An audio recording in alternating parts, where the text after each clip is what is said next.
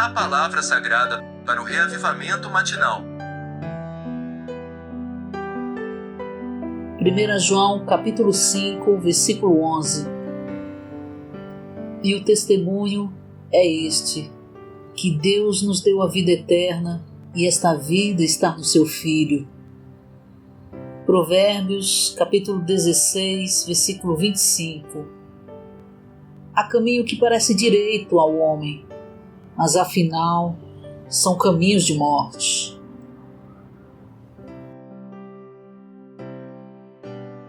Em Gênesis capítulo 2, as duas árvores são mencionadas para nos mostrar que o homem, especialmente o cristão, pode viver na terra segundo dois princípios diferentes. O homem pode viver segundo o princípio do certo e do errado, ou segundo o princípio da vida.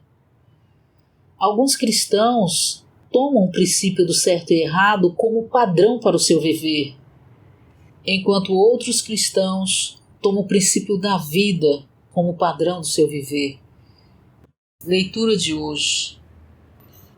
O cristianismo não é uma questão de perguntar se determinada coisa está certa ou errada. O cristianismo é uma questão de consultar a vida no nosso interior sempre que fazemos alguma coisa. O que nos diz interiormente a nova vida que Deus nos deu acerca de determinado assunto? O cristianismo não exige que perguntemos se determinada coisa está certa ou errada, se é boa ou má. Pelo contrário, sempre que fazemos alguma coisa, há uma vida no nosso interior que se levanta para falar conosco.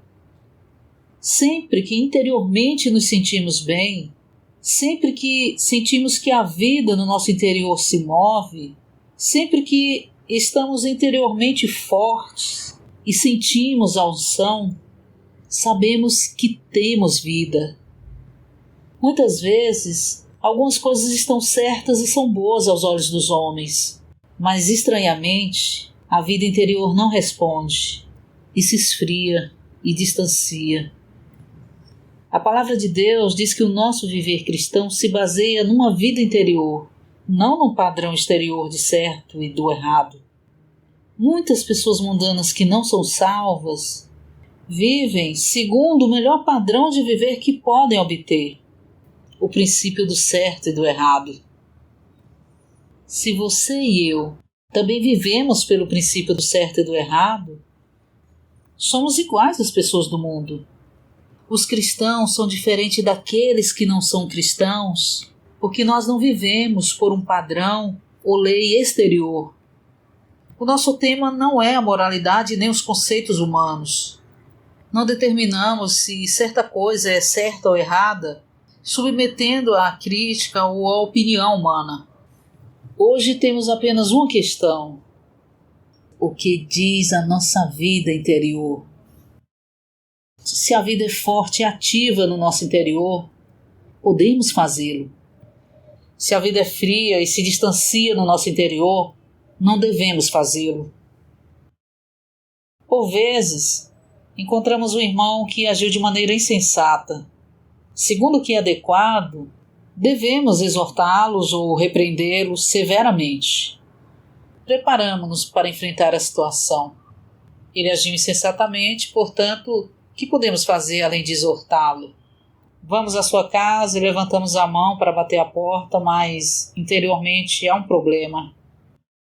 Então baixamos a nossa mão levantada. Apesar de nos convencermos de que temos razão, essa não é uma questão de certo ou errado. É uma questão de se a vida de Deus nos permite fazer isso ou não. Ele recebe a exortação com educação e promete fazer o que Deus diz.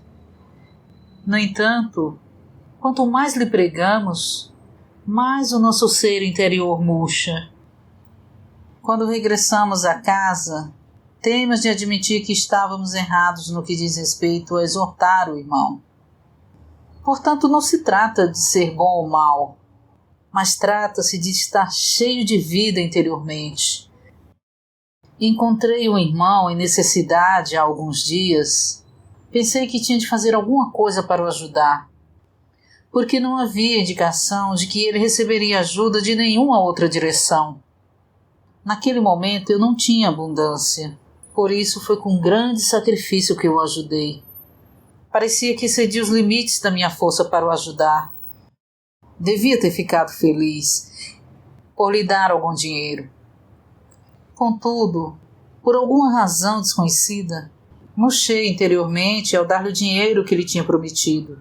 Interiormente uma voz disse: isso é apenas uma caridade. Não foi um ato de vida. Foi apenas um ato de cavalheirismo humano e bondade natural. Não foi feito em vida, mas em si mesmo. Deus não queria que eu fizesse isso. Apesar de ter dado dinheiro ao irmão, tive de me ajoelhar diante de Deus, confessar o meu pecado e pedir-lhe perdão quando cheguei a casa.